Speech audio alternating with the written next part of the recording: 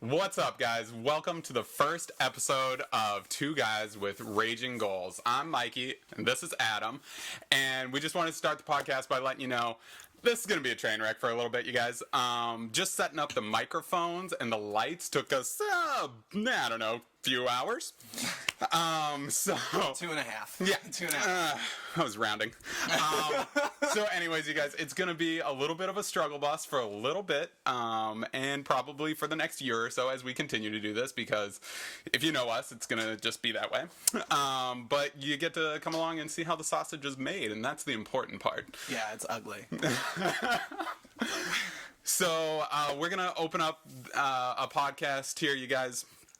Like Adam's already said in another video, we're going to be doing this, probably posting about every week, just a conversation between Adam and myself, for you guys' listening and viewing pleasure. Hopefully you guys find something fun and value added in this, and you get to share it with your friends and family. And even if you don't find anything value added, share it anyways, because at some point in time we need this to actually make money, so help us out. Yeah.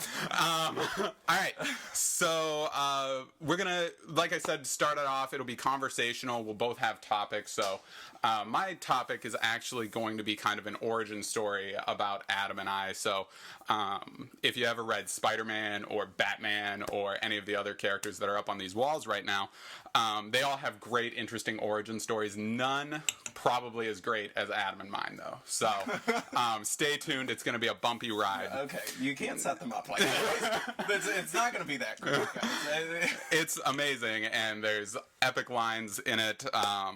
But first, I have a rant that I just have to go on, and it's about fucking Tim Hortons. Okay. Second, this is not going to be a censored podcast. We've talked about that. Turns out I can't talk without swearing a lot. And if you know me, you already know that, so it's not a surprise. Yeah, we've already set the groundwork. Yeah, I've already laid the foundation of this terrible, terrible thing. So we're just starting from the bottom like Drake, and eventually gonna probably stay at the bottom. Yeah, so, moderately close. Moderately good. To the bottom. All right, so Tim Hortons, and we should have discussed this before we started, because I might be setting you up to look like a damn idiot. Oh, perfect. But what's new in life? Yeah. So the usual. I go to Tim Hortons to get donuts for my team, and we'll get into that eventually. But we should start putting things up. Put it up. Yeah, put it up. That's a reminder for. Talk about that later. So anyways, I go to Tim Hortons. It's early in the morning. I've worked overnight. Go to there. Gonna get some donuts for my team. I've got roughly 25 people to feed donuts for, and you know there's gonna be a couple people who are like, maybe I'll get an extra donut. No one will ever know. Yeah. So I decide after I've ordered, tell the lady I'll do 24 donuts. I start doing the math, and I'm like, I don't know, 26 donuts, it's probably not enough, because you're going to have one or two people who would take extras. Yes. So I'm saying this out loud because I talk out loud all the time, even when I'm by myself. So she hears me and says, very, very shittily, it's 24 donuts. And I look at her and go, oh, I'm sorry. I thought you were doing a baker's dozen. Because I'm buying fucking baked goods. Right. That's all I was thinking. So she says no. It's 12 per box. Like, I can't do fucking math, which we know I can't. Yeah. But I can but donut math I'm pretty good at. Former fat kid. So Yes. I look at her, and we're staring across like that sneeze guard thing from each other, and she's just staring at me like I'm crazy, like I've made up a baker's dozen, like that's not a real thing, and she's not selling baked goods, like I'm buying fucking eggs in here, and I can't count a carton of eggs. So we're just staring at each other in silence, and I was like, I understand that there are 12 in the box. I get that. I need you to understand that I was thinking 13 because of a baker's dozen. Which would actually be 26. That's what I said, 26, which would be one extra, but then, it's the float team, they take a lot of donuts. So, yeah. I was like, okay, so how do you sell the donuts? Which I get is kind of a weird question when we're already having this weird eye contact thing. Yeah. But she goes, what do you mean? And I was like, well, okay, so do you sell them like, hey, we'll do 6 for this many, 12 for this many, or 3, or like, what's the increments that I can buy donuts in? Obviously, I can buy 1 if I want, but I assume there's like a discount for buying this many. And she was like, you can buy half dozen or a dozen. And I was like, is half dozen 6? Oh, shit. She didn't like that. 6.5. Baker's dozen. So the end of the story, anyways, sorry to go on the rant, but I end up buying 3 dozen donuts, pay for them, not a big deal. But fuck you, Tim Hortons. You're selling baked goods. Don't act like you don't know what a goddamn baker's dozen is. Fair enough.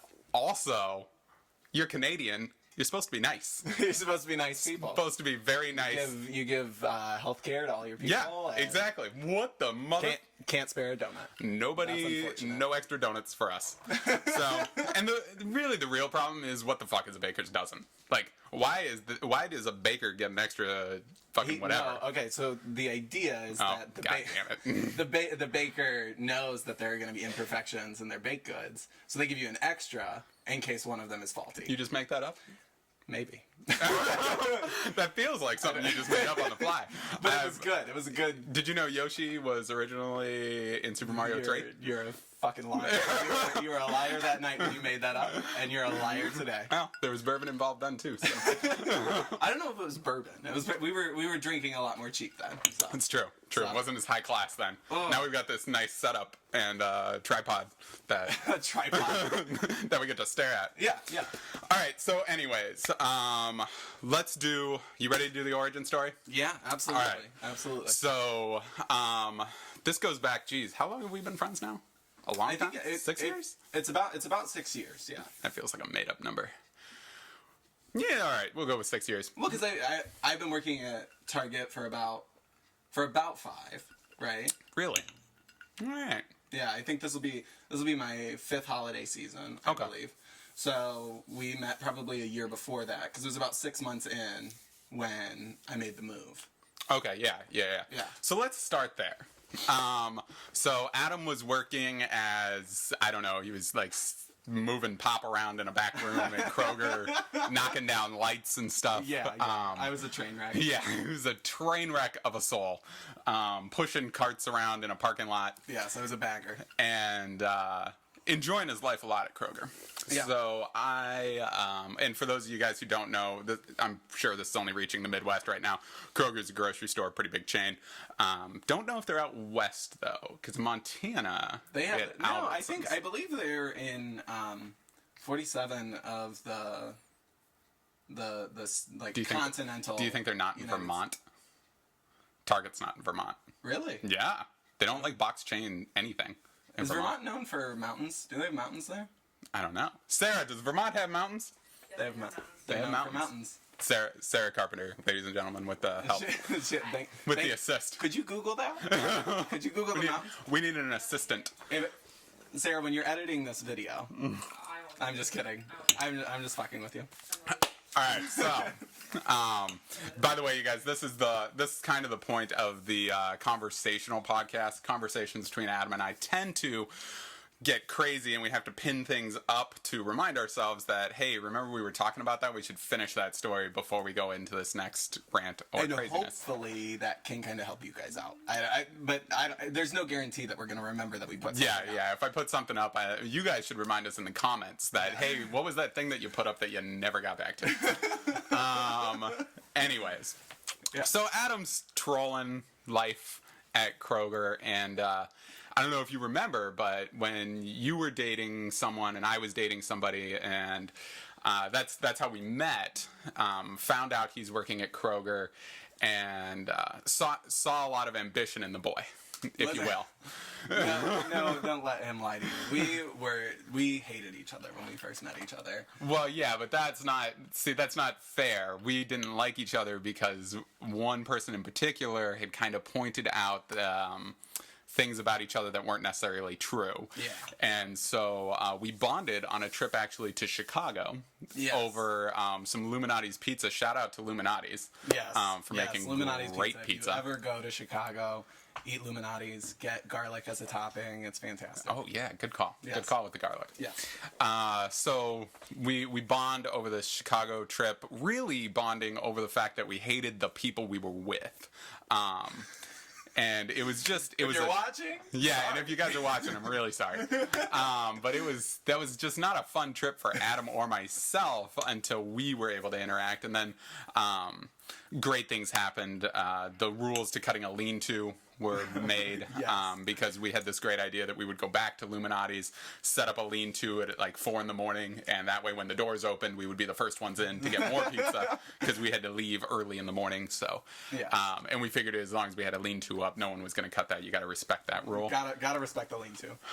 Jay-Z was bringing back democracy, as I recall. Absolutely. That was the Halloween after, I believe. Oh yeah. Yeah, because I brought back the turtleneck. Yes. Oh god damn. So, anyways, I talked with Adam about leaving Kroger, and I believe what I had said to you was, do you want to stay at Kroger doing stupid shit, or do you want to come with me and change the world? Yeah, and that's an exact quote. I think that's a revision of actual history. I reached out to him, and he was like, "Sure, why not?" But he's a shit leader anyway. He doesn't know. Well, there you go. It's shit memory. It's, not necessarily maybe the leadership part. He's bad at math and remembering things. And podcasting. Yes, yes, absolutely. So Adam came and joined us at Target. We both work at Target, by the way, in case that hasn't been said numerous times now. Both really enjoy our jobs. Shout out to Brian, CEO. Yes. Thanks, man. So Adam came and joined us at Target. We worked at the same store for, I don't know, what, year and a half, something like that? Maybe 2 years? I think it might have been 3.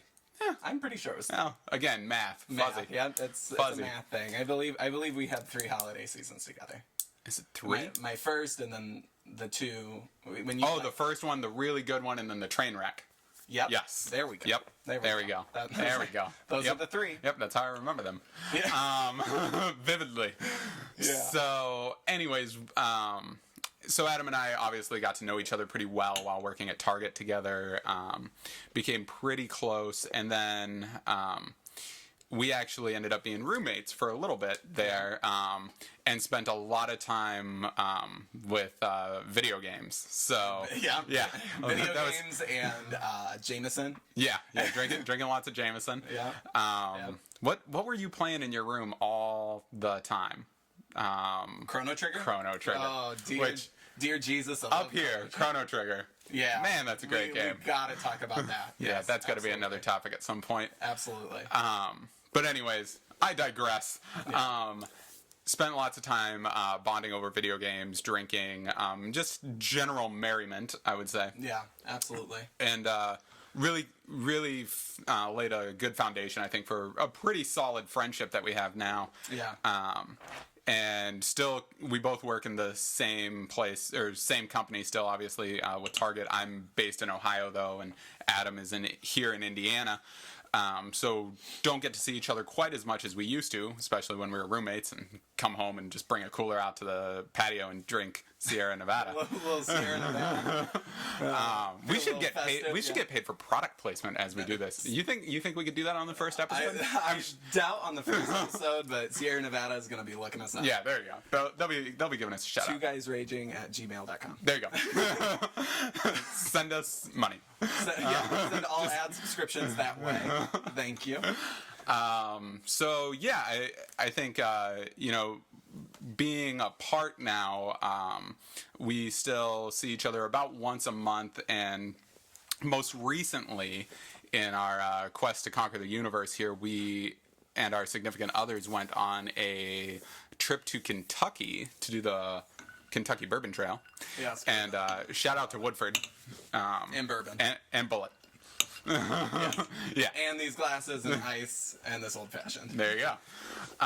So we did that, and while we were on the Bourbon Trail, it kind of occurred to me, we talked about doing podcasts multiple times in the last year or two. Yeah. And really enjoy the medium. I don't know about you, but I think we share a lot of the same podcasts, obviously. Podcast Unlocked. Love Podcast Unlocked. Yes. The Game Over Greggy show, obviously. The flagship show, if you will, for me. Anything kind of funny, really. Yeah, kind of. Shout out to Kind of Funny. Really, the first time, I don't know if I think I did tell you this, how I found Greg Miller, who is the CEO of Kind of Funny, if you will, and used to be the president of Team Fat until Colin Moriarty took over. Yes. I found him by watching a video of somebody playing SimCity on IGN. Yeah. That turned out to be Greg Miller, and watching someone play SimCity is perfect for me because I enjoy the game just enough to watch it, not enough to buy it. No. So I couldn't even play it. There's too much going on. Yeah. The whole you know, like you gotta. It's worse. It's worse than even like just playing regular Sims. You know, like. Yeah, I've got too much shit to do. You know, I've got to make sure that the pressure of your sim world is crushing you. I mean, like you gotta deal with the fact that your Sims are hungry. They need to go to the bathroom. They gotta bathe, go to work, and then you gotta make sure that they don't get trapped in a fucking room. Never have a child. That's for damn sure right here. I swear to God, or an animal. I can't handle it. They're too fucking confused. They don't have that sense of reason. I need you to be self-sufficient already. Yeah. If I could have a kid that just came out of the womb knowing English, walking and talking. Would it know English or Spanish? Which would you teach it first? Well, it would naturally know Spanish because of my Spanish of your Spanish blood. heritage. Yes. But that makes sense now. Like I would want it to be able to quickly learn. Gotcha. Yes. Because I can still communicate with them. Okay. That makes sense. Yeah. That makes sense. You fucking piece of shit. So, geez, now we go way off topic, but anyways, we really love podcasting. That's how I found. See, this is the problem with the pins. Put it up. That's how I found Greg Miller. Ended up following him on Twitter, and they were doing the show Conversation with Colin, which is kind of a similar podcast to what we're doing, except for they had like talent and like they knew what they were doing. So it's the same but very different. Yeah, it had something that we don't have, which is called production value. Yeah. There we go. So they knew lighting and microphones. So this probably sounds like shit, looks like shit, and you guys are still watching it. So. Yeah, and if you're still watching at this point, God bless you. God bless. Like Bob Ross ends every show. God bless. Jesus. So that was kind of my introduction to podcasts. Like I hadn't really been into podcasts before that. No. And then so I'm sorry. No. Go ahead. Okay. So what I knew of podcasting was absolutely nothing. I mean, I had watched like tutorial podcasts and stuff because I was into photography, but the initial medium that I chose was I started watching YouTube. Oh, okay. When I was in late high school, early college. Yeah. And it became something that I never intended for it to be. I followed different channels and made like it became an addiction. So addicted to YouTube. Yes, True life. absolutely. The True Life Hollywood story. Adam Rivas. Yeah. I would watch hours and hours of video blogs, and so when you came up with the idea to create a podcast, I saw it as something that was a dual medium. I wanted to do audio, video. You know. It was something that I was definitely passionate about because I had tried. Please don't ever Google my name because my old video blogs will come up. And they are just they're more of a train wreck. We're gonna find those and then we're gonna put them up on the website at some point. We'll annotate them into our videos. It's gonna be great. But I was very passionate about that medium, so that's why I was into the suggestion. Yeah, and I think so like I said, we talked about it a lot, but never really executed anything.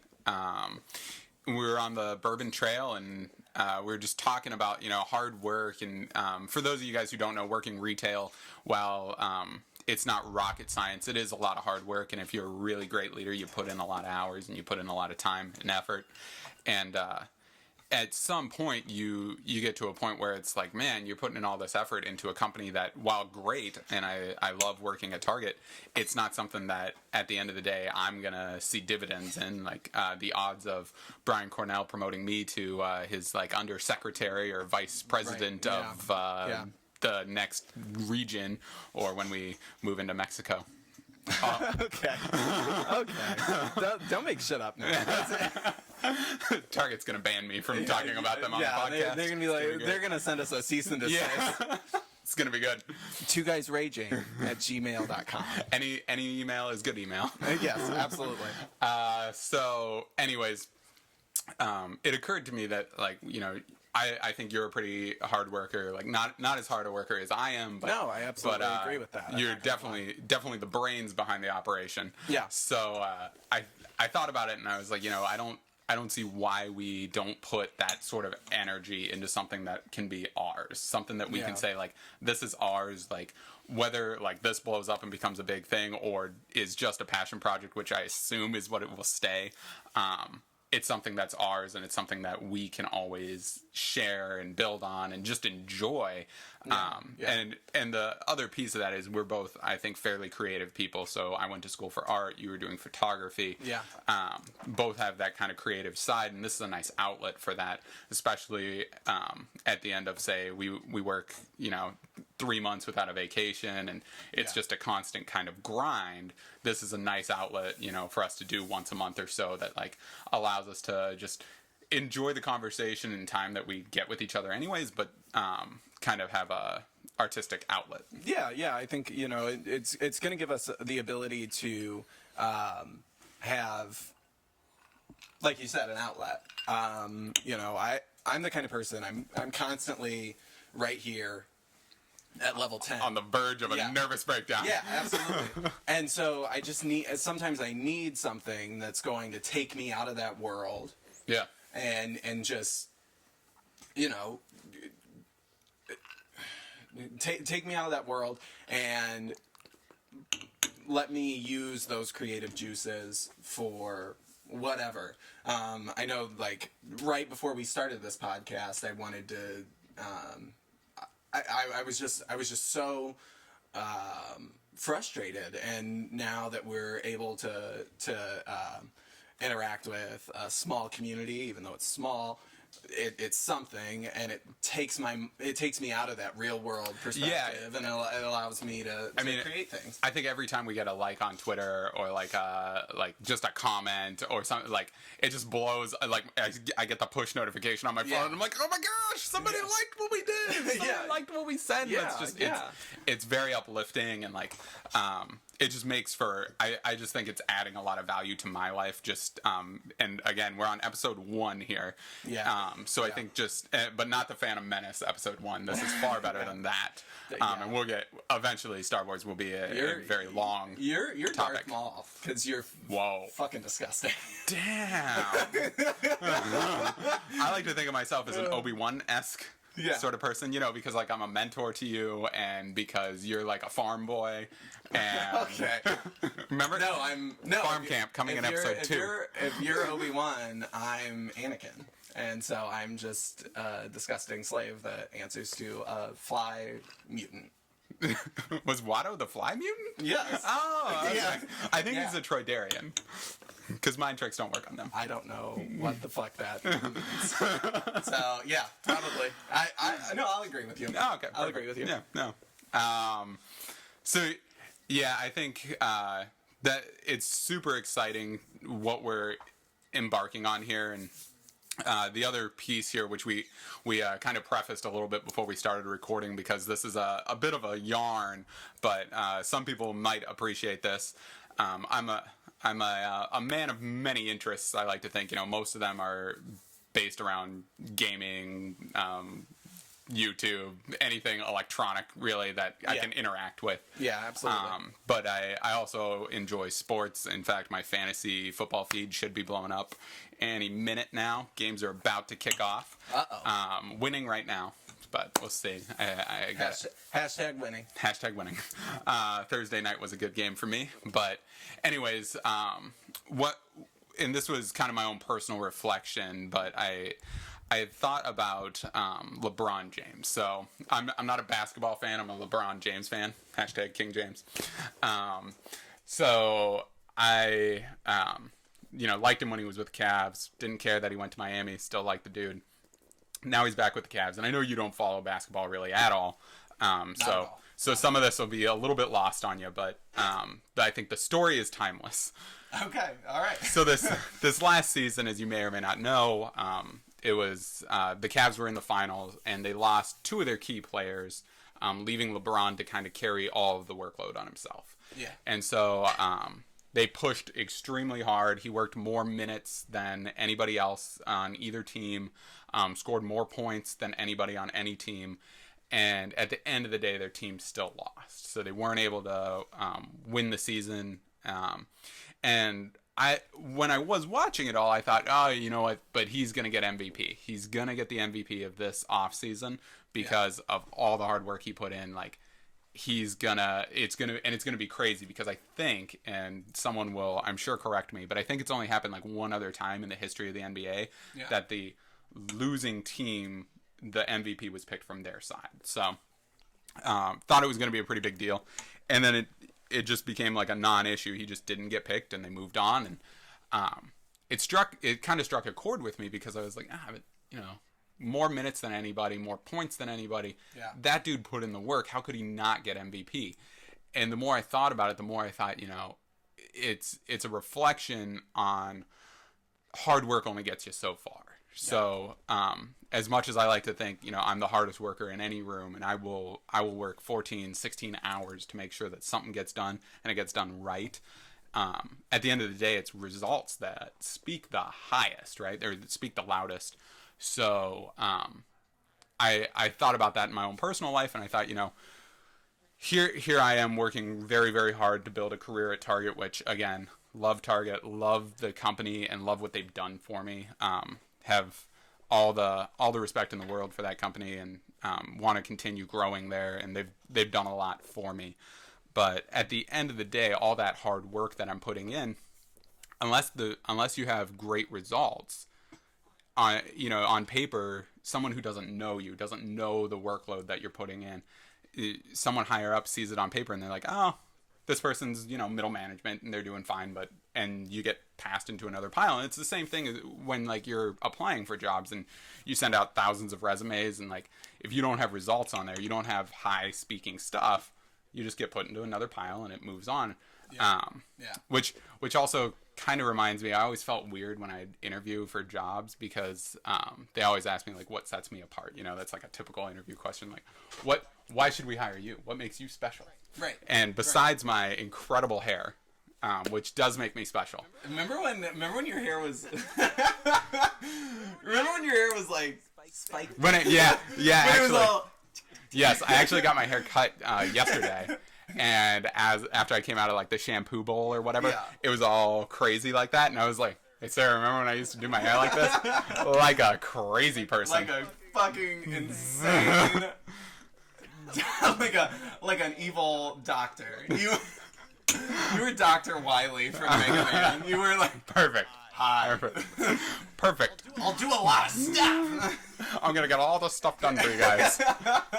So I would always say like I'm a hard worker, and I know that sounds cliche.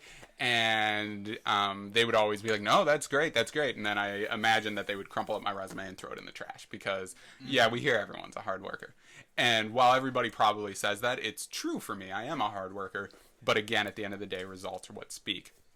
And so that made me think for a podcast, like we're the bosses of ourselves here, right? And so while this may come to nothing, it might become a company. It might be nothing. We might be coming after Rooster Teeth. Watch your back. we know how much work we're putting in, right? So we can put more value on the fact that we are working hard to make this happen. Yeah. As opposed to somebody who sees just you on a blank page or on a page on a piece of paper and says, yeah, but they didn't do this. You know, every view that we get, every tweet that we get, we know we earned. And so like it never feels like, oh well, geez, our clout score says we're only at 20, so you're not getting the results, because we know we're working for it. So that's something that really struck a chord with me, and is kind of obscure, but it also made me really want to do something for ourselves that where you put in the hard work and we can judge our own results and kind of care about our own project as opposed to allowing somebody else to control our destiny. Yeah, absolutely. I think you hit the nail on the head with that one. That you don't know anything about basketball? Was that the nail on the head? Shut the fuck up. Adam, it's an audio and a video podcast. I can't shut up. It'll be weird. It'll be dead air. I know, dead air, yeah. I'll just look like a puppet on... No, now I've lost what the fuck I was going to say. I'm running out of... That we put out. One or the other. So it's going to be more entertaining the further we go, one way or the other. Yeah. So that's what we're aiming for, you guys. Really, like we said, it's just a passion project for Adam and I to kind of get some of our conversations out there and shared with the people who have always enjoyed us being around and telling stories. And I think that's kind of what you and I are both known for in any given room. You know, it was once said to us that we weren't allowed to leave a party because everything got so quiet and dull. And while we are the two loudest motherfuckers in the room, we are also generally the cleverest motherfuckers in the room. And we just wanted to share this type of stuff with you guys. Super humbled by the response we've already received. Friends and family reaching out and just telling us how excited they are about this. I'm just blown away, you guys, and I hope you continue to listen and share with your friends, and I hope we deliver on things that you guys expect and are able to make this into something that's worthwhile for everybody.